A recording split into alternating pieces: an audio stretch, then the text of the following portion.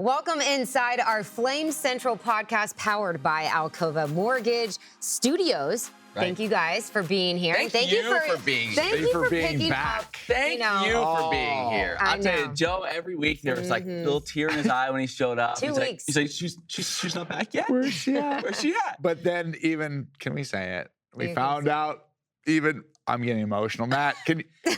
Congratulations to you. Engaged. If Came back. The ring with the for our viewing audience, baby. you can see the ring. Yeah. We don't know who's throwing the rock for the Flames, but I know who's winning. I've been waiting During to your say that. sideline hits, they had to iris the cameras way down because your ring was blinding. Yeah, whatever. They are. Hey, I missed you guys so much. Yeah. He's special. Okay. He's cute. And you So guys much are to so cover. lovely together. Thank you so much, Joe. I don't know what I would do without your blessing. Yeah. Okay, so much to talk We about. called Joe first to check, make sure he was okay with it before he popped the question. I want you to know. All right, so the final score, Liberty hosting Akron, beat them 21-12. Man, I'm just like, you guys have completely taken. I need to get back on track here. Flames get the victory 21-12, but it got a little interesting there late. First of all, let's get your overall one thought each on the game, your takeaway. My biggest takeaway is Caden Salter needs to get healthy. Yeah. That's my biggest takeaway. And the offense, Jonathan Bennett started pretty fast. You know, a couple of touchdown passes in the first half, but the second half, things just went the wrong direction. In the third quarter, he was 3 of 10 passing through the interception. I felt like the running game, they were as successful as we thought they might be. Maybe they didn't go to it as much as I thought they would. They didn't lean on Day Hunter quite as much as I thought they would in this ball game, but he was as good as we expected. And then this defense is who we thought they were. Like they're that kind of a group. And even with Rocco Rahimi getting tossed in the second half, like that didn't slow them down at all. Like the D line did what we've seen. Second half, late in the ball game, took over. So a lot of the things we thought we knew showed up in that game. Was confirmed, yeah. And now you just hope that going forward offensively, you can be a little more explosive. Yeah, I mean, I thought the consistency of the defense, like there hasn't been any really adversity over there. Like they've been together, they've been consistent, they've played with their hair on fire each and every week. So like they've been able to build offensively. They've faced a lot of adversity. They lost Charlie Brewer. 4 quarterbacks in 4 games. Exactly. Lost Charlie Brewer. Caden Salter almost takes the victory against Wake Forest. Now you got Jonathan Bennett, then you got Nate Hampton. So there's been on the offensive side of the ball, it's just much more difficult to be put in that situation when you face that type of adversity. The thing, if you had to say, that stood out for me more than anything was after the Wake Forest loss. That's a tough loss. Yeah. I mean, you're right there, 7-2 you get right down the wire, and you end up losing the game, which is hard enough in itself to regroup right away and come back. But then on top of it, you also lost your quarterback. Yeah. And so for them to be able to figure out a way, that's one of those games. And I don't know about you guys, but when we interviewed the Akron coaches, after you got out of that interview with them, you felt as if these guys have a plan. Mm-hmm. They've got some transfers. They got some players. The Michigan State, the Tennessee game were just horrible indicators of where their program was at. And I felt coming out of that game, could they beat Liberty? Probably not. But they were going to give them the type of game that they did give them. They showed how competitive they were. And for Liberty to find a way to win that football game and to move forward, I think was very important to them. I think that just with the momentum on Akron's side, late in the game too, really showed the grit of this Liberty team that we've seen time and time again. But this is one of those games that had the potential to go really bad for the Flames because, like we're almost a 30-point favorite, right? When the line came out, right. And then I think that was because Salter, they didn't know that he wasn't healthy enough to play. But I think that just with the fact that the Flames were able to pull this one out, it could have gotten them in a situation where it could have snowballed their season. And the fact that they pulled off the win, I think, was huge. Well, and I think what do you always say about good or great teams is even when you don't play at your best or even near your best, you find a way, right? It's like a pitcher without his best stuff, but you just grind your way through it and find a way. And that's basically what Liberty did in this ball game. They leaned on their defense, leaned on the running game. They just found a way. And don't forget about special teams. They leaned on some. I mean, Aiden Alves had a heck of a game and did a really good job pinning them down in there. Which goes to my first question for you guys, or I guess this would be my second question. It's my first question. Who's counting? In the fourth quarter, Akron went for 2. They failed at that 2-point conversion. Barely. I am telling you. So on the sidelines, DJ Irons is still. He was adamant about it. People walking by him on the Akron campus, and he's like, "I told you I got in." I'm telling you, I went. Yeah. He went and explained it to every single one of his teammates on the sidelines. I mean, his coaches. He was on the phone talking. He is still sold on the fact that he got across that line, but it was very close. Did they even review that? They did. They did. I'm pretty sure they did. Okay. Mm-hmm. So I think that was huge because the momentum was such on Akron's side at that point. But the fact that they were able to make some big plays down the stretch in the fourth quarter, I want to know who your fourth quarter, not the game, but just the fourth quarter MVP was. Nate Hampton, who came in as quarterback late. Day Hunter, who scored that last touchdown. Trayshawn Clark, who made a monster sack that was very on that fourth down. Or Alves. I don't know. You guys both are saying his name, Alves, his name differently. So you just said Alves. Elvis, I'm sorry. Elvis. It's Elvis. I don't know. Yeah. So who is your fourth quarter MVP? For me, it's Day. And I think Hampton, you can give him credit for he gave him a shot in the arm, but I mean, he came in and handed it off 3 times in a row. And it was on the third one that Day broke the 31-yard run that really got them in business, got them down, was it around the 15-yard line or so? Yeah. And so, he's my guy. Because even before that, both he and Shedro Lewis, and we said it on the broadcast late in the game, they are over 5 yards a carry, both of them.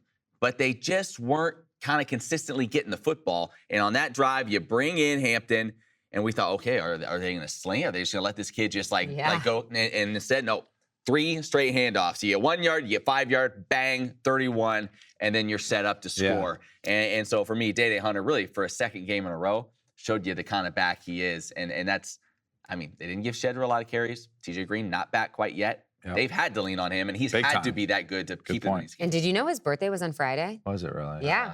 One day after his birthday, he rushed for 18 times, 118 yards, 1 touchdown, and that, like you said, that late insurance touchdown that was much needed for the Flames. Who's your fourth quarter MVP? Well, if Matt's going to go with Day Hunter, I really thought about going with Nate Hampton just because of the spark he gave them, and he ran the quarterback counter and really got in there. But I'm going to go with Trayshawn Clark. I think when the defense really needed to step up between him and Darrell Johnson and the sack, the pressure, the defense basically said, "Hey, this is our game to win right now. We need to close this thing out." And Trayshawn Clark was the closer.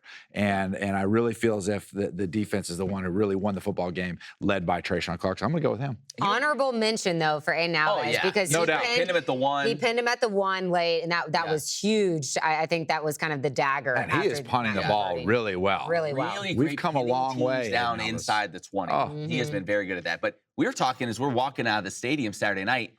You talk about this Liberty defensive line, and Darrell Johnson, and Kenny Charles has been so great, and they have been.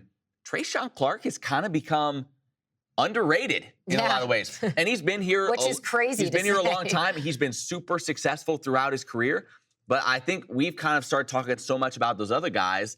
Not that he's been playing poorly, but then he has a performance like that, and it's not just a reminder. Oh yeah, don't forget about me over here. I'm a big part of this defensive line and the success that we're having as well. Let me point on that is I talked to a scout after the game. Yeah. Okay, and who was looking at both Trayshawn Clark and Darrell Johnson. And he said to me, he really loves the athleticism of Darrell Johnson. Right. But he said, you know what? Trayshawn Clark might be better from that perspective. So I think that both those guys are both NFL potential. They both can play. So, I'm with you on that. Darrell Johnson's a really good football player, but don't forget about Trayshawn Clark. Don't forget about Trayshawn Clark because he can play too. Yeah, it just shows also the depth on this defensive line and especially in those end positions. Okay, let's talk a little bit about those offensive inconsistencies. Is this just because of the shakeup at the quarterback position, Joe? Is that why we're seeing so many inconsistencies on the offensive side of the ball? Yeah, I mean, I think it's 2 things. I think one, obviously, if you had to put percentages on it, I'd say you're probably 80% of that is on the quarterback position. I think when you are in flux in the quarterback position that you have to establish a really, really solid running game, which Liberty has done. They had a little bit of trouble running the ball against Akron there, but like Matt said, there's still the yards per carry were still pretty high. I think the other part of it is I really felt as if Caleb Snead was going to have a huge impact in this season. And I think he's been slowed by injuries and obviously didn't play on Saturday because of injury. So when you start mixing in, I think Javian Lofton had just come back off of injury. So the last couple of years he's been injured. But so when you start mixing in like, hey, we're on our third and fourth quarterback now, along with having some receivers that aren't able to build that continuity and working together with the quarterbacks, those two things right there add to some tough inconsistencies on offense. When you look at some of the receivers that made an impact in this game, Lofton, Trayon Sibley, do you think that that's because, not saying that they're necessarily second string guys, because there is quite a bit of depth on the wide receiver position as well, but they're getting the most reps with a guy like Jonathan Bennett? Do you think that that's their connection and chemistry? Yeah, I mean, that can't hurt. Any quarterback wants to throw at someone he's comfortable throwing to, right? I'm sure every quarterback has a guy or two like that. And teams are going to try to take DeMario Douglas out of the picture as much as possible. Right. So you're going to need those other guys to step up. No Snead, you need them to step up. We got to see C.J. Daniels get back on the field. That's exciting. Great. He didn't make any plays, but just kind of that first step. I think he's going to be really big in the second half of the season for Liberty.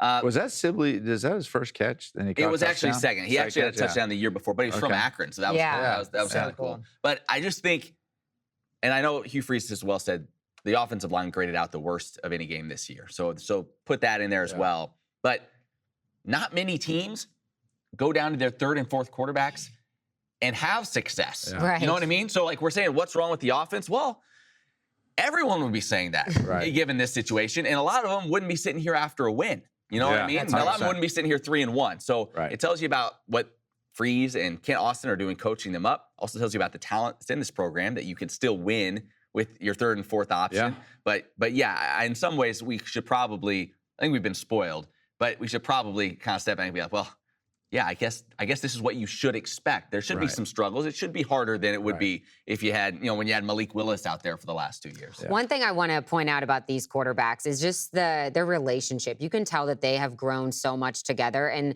yes, they all want to start. And Coach Freeze said it in his press conference today. It would be a problem. I would have a problem if they didn't each want to start. But just their support for each other, like through this like roller coaster of a season so early. When Salter got the starting job against UAB, Jonathan Bennett was standing with a towel and a water bottle when Salter would come off the field, coach him up a little bit, ask him what he saw from the defense, share his advice on what he saw from the defense, and then he would, get on the phone. Both of them would get on the phone, so there, you can tell that room has grown so close. This week, Salter's sitting there waiting for JB to get off the field to do the same exact thing. So the fact that they're able to not let their egos get in the way, regardless if it's injury or just getting that starting job, has been really, really cool to see that support off the field that you don't necessarily see, through the broadcast. And what do you always hear? Every coach will tell every second, third, fourth string guy, stay ready. Right. You never know. And everybody always goes, whatever, coach. I'm never getting it. Like that. You've seen it. They've had to be ready. Nate Hampton, guess what? Stay ready. We might throw you out there in the fourth quarter in the most critical drive of the ball game. Caden Salter, stay ready. You're going to have to bring us back against Southern Miss in game one. And so I think credit those guys as well for being mentally locked in enough to where they have not been overwhelmed when they've gotten that opportunity in some tough spots. And then I'm interested to see is the health of Caden Salter is moving forward. Huge. What's going to go on there. But two, if Caden is still hurt, I want to see Nate Hamp throw the football. Yeah. I mean, he was recruited here to throw the football, right? And he's a big 6'5". He's tall. He can throw it. He was highly recruited out of North Carolina. And so to get him in a football game and watch him throw the football, that's when you go to practice and you watch the quarterbacks go through the drills of practice and the team periods of practice, you look at Nate Hampton and this guy can throw it. He can play. Yeah, it would have been interesting if instead of leading 14-12 or whatever it was, and you trailed 14-12, you had to throw it. Would they have gone to Hampton earlier? Yeah. And then how much do they let him go out there and throw it around? But I think in that situation it was kind of one of those where even when Bennett was struggling, it was like, we're up. as long as we don't make that critical mistake, we can try to ride it out and lean on the defense. But yeah, I'm with you. If Hampton gets another crack, let the kid throw it a little bit. That'd be fun. Nate Hampton has been great on the sidelines too. So, and then you had JB warming up Nate Hampton during that game. There's not much many other guys down there. Right. That's very true. Very good point. One more thing I want to mention about Day Hunter. I asked Coach Freese in his press conference today, are you surprised with his success this early in the season? He goes, no. And I thought he was just going to leave it at no, but then he expanded on his answer about him seeing what all of this in the spring, back in the spring, knowing his talent and everything. But he mentioned that Day Hunter got up in the morning, he got up this morning. Yeah, he woke up. Well, That's good. Lord, definitely really amen. Taking that another hit. No, in the meeting Glad this morning. I woke up this morning. So am I, Joe. He said in the meeting in front of the offense this morning, hey, we should have kept it going when we were up 14. Up 14-0. Yeah. We need to. He told the team we need to get jiggy with it. Every play we need to get Joe jiggy has been with it. telling me that for years. So Coach Freese Joe does not have a problem getting jiggy with it. Get jiggy with it. So Coach Freese is like, can you define that for him? He's like, Coach. You may so Coach is going like this. You tell Coach Freese if he needs you to come in. I can do it. Speak to the team. They have those team meetings. They do the scholarship reviews and all that kind of stuff. I can come in. We can get some action. We get jiggy with it. The Yog Talk. We'll get to that in just a minute. Let's look ahead, though. Is there anything else that we want to discuss about the Akron game, or can we move forward? This ODU game is going to be pretty tough. Quick point. You got to give Akron's defense credit. They got burned for 2 touchdowns right away, and they were bad touchdowns, untouched, wide open players. JB made good throws on them, but they really ramped it up. We didn't play well offensively there in the second half, but you got to give a lot of the credit to Akron's defense. They stepped it up and played a lot better in the second half. Yeah. I mean, just their team in general. It's going to be exciting. DJ Irons is good. He was so competitive. Yeah. And I'll say, I said during the game at one point, over the last 3 years, they have 3 combined wins. I would put money right now that they'll have 3 wins before this season's over. Yep. I think in the MAC, they're gonna win a few games. For sure. Yeah. They're well coached, and they've got some players that have high level talent. I mean, the receivers are good. Yeah, from Power 5 programs. I mean, the George kid, the Shockey, Jacques Louis. They had the Adams. His name Adams. I think Shockey was a little banged up late because I saw him get worked on by a trainer late in that game, and we didn't see much of him in the second. But it will be interesting to see what Joe Moorhead does with this program. I mean, he was just the OC at Oregon. He's been at Mississippi State as the head coach. So, and they had 40% of roster turnover. He's going to do well. He's going to do. Akron will be just fine. Well, hopefully Liberty won't have to see them down the road.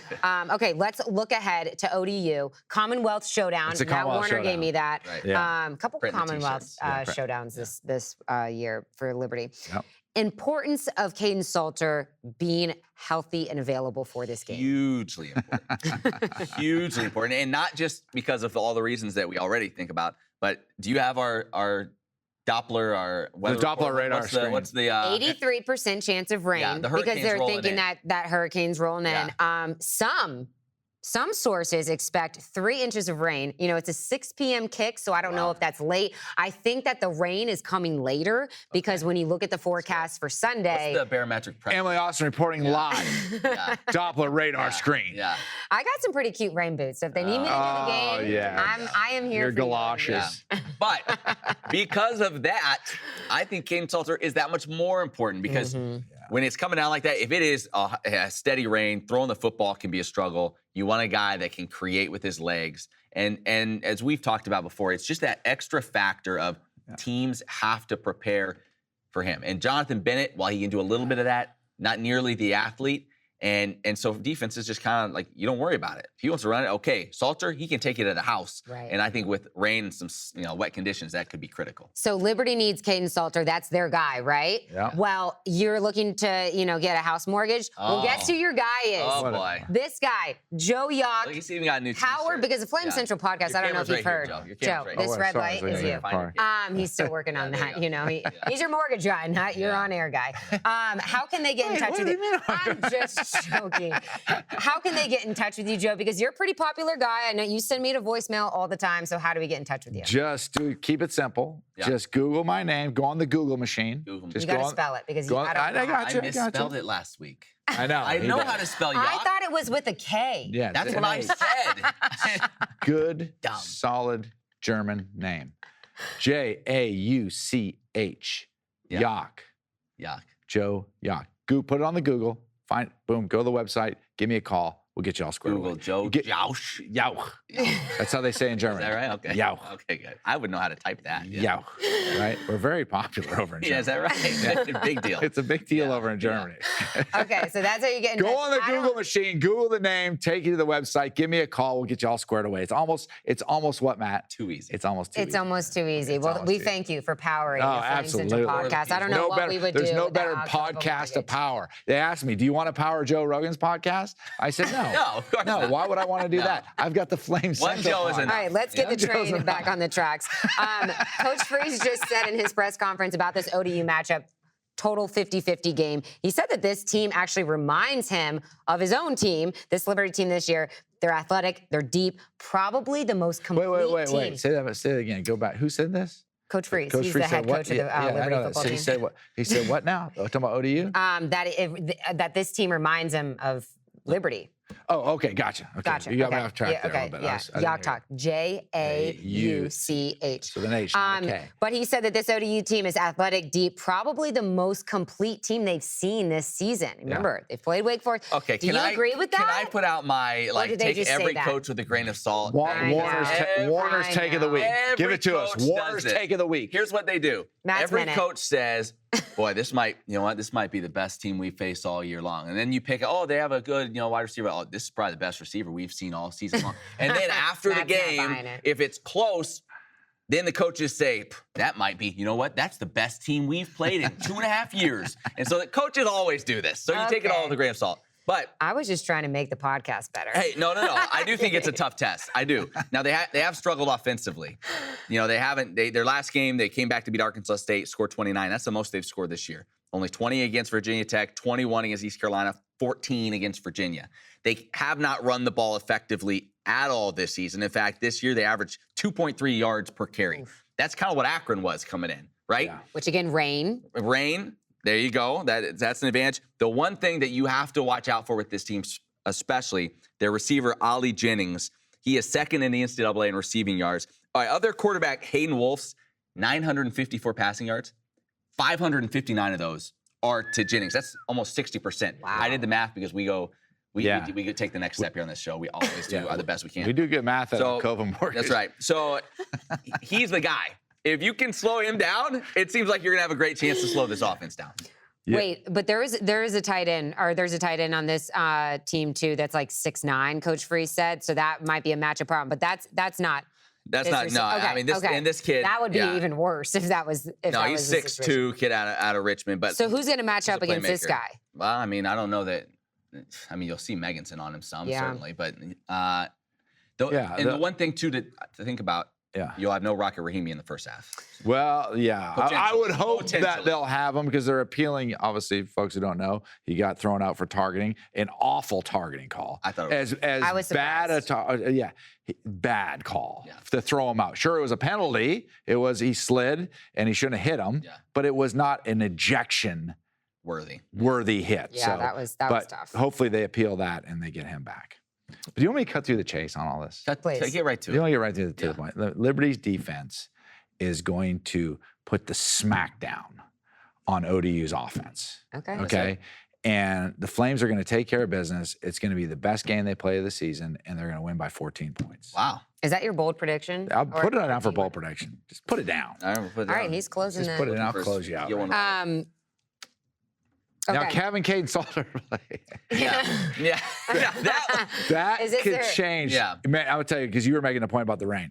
If Caden Salter plays, that is an absolute game changer just from using his legs, because there's nothing harder than tackling an extremely mobile quarterback in a driving rainstorm. You get out in space. You got to actually get, he's going to get out of space. You got to actually get him on the ground. And that is really, really difficult. If he doesn't play, then J.J. Hunter is going to have to get jiggy with it. He might have to get jiggy with it, but Jonathan Bennett, Nate Hampton are just not the same mobile quarterback that Caden Salter is. All right, do you want to do a Matt's Minute, or was your coach spiel your Matt's Minute?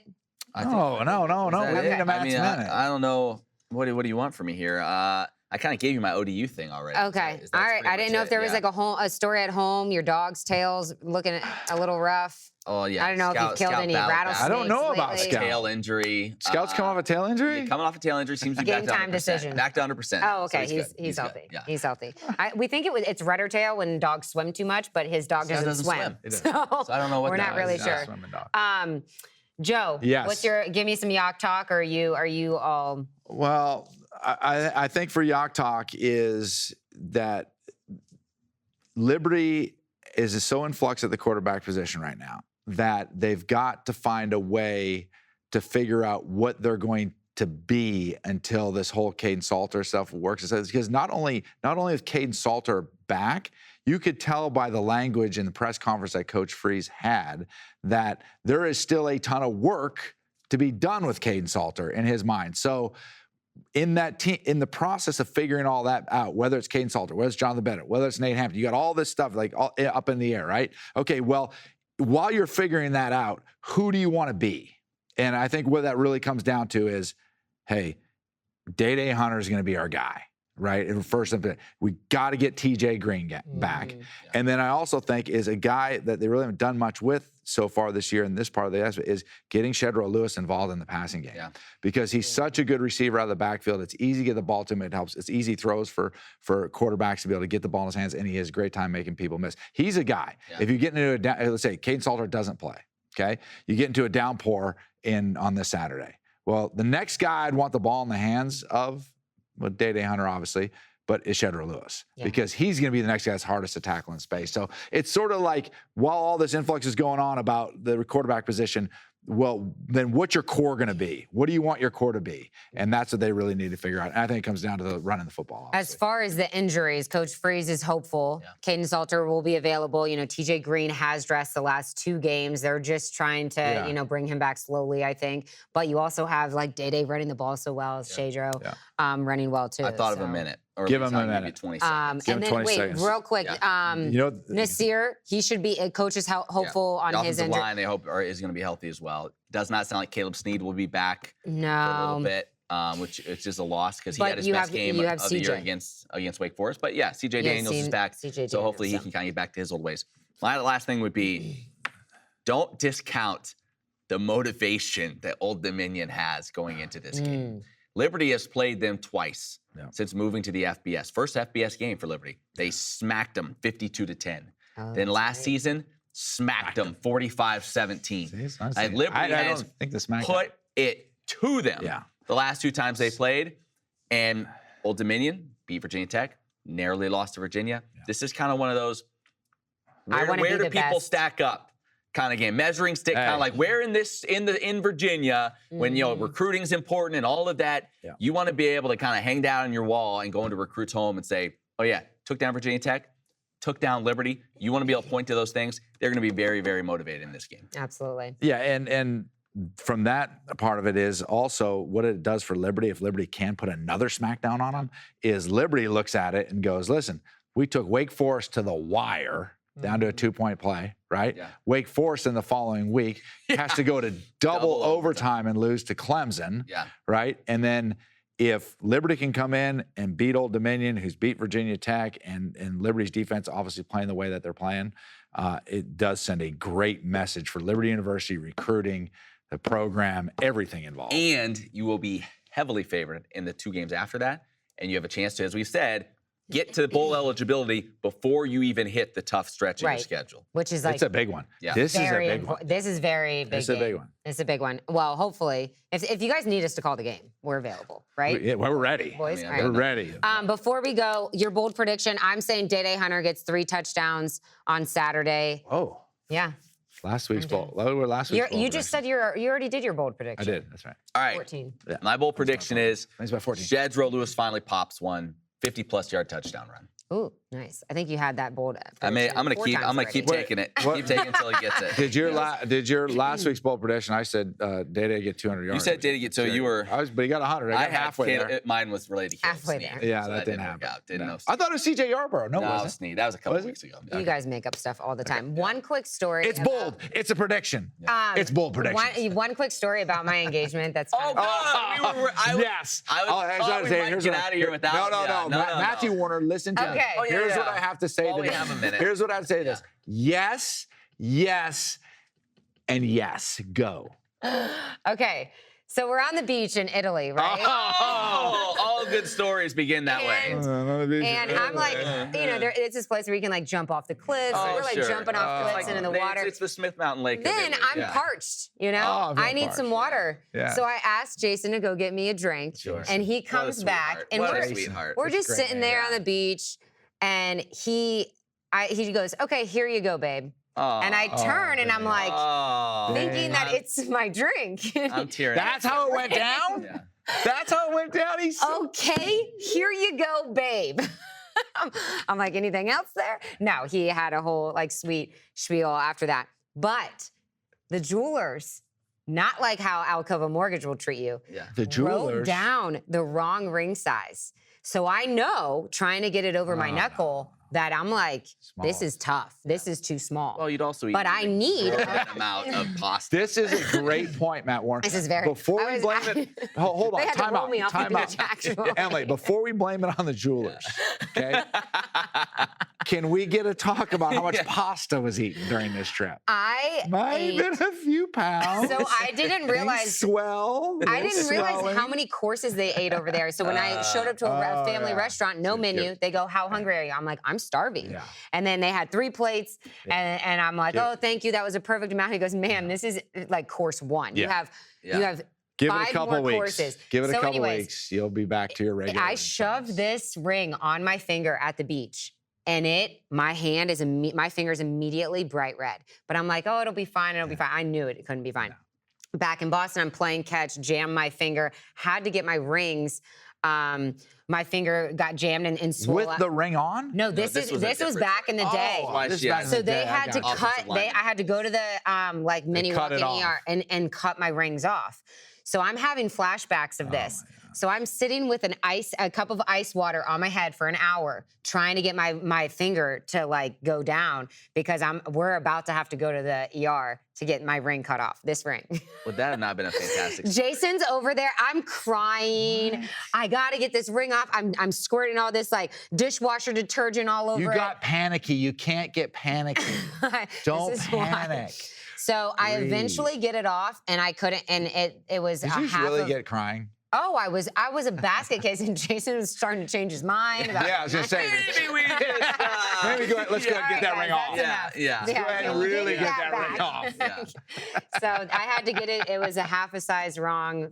4 3/4, not 4 1/4. No, just get off. But the it's pasta. okay. And get off the pasta. It all worked And now out. it's sliding off and going crazy. Yeah. No. That's my quick but not so quick story. It was a great time. Even more happy to be back here in Lynchburg to be covering the Flame Central podcast powered by Alcova. Really yeah, that seemed genuine. Italy, Flame Central podcast. Yeah. Awesome. Well, thank you so much for listening or watching. Can't wait to catch you right back here next week for Matt and Joe. I'm Emily. We'll see you then.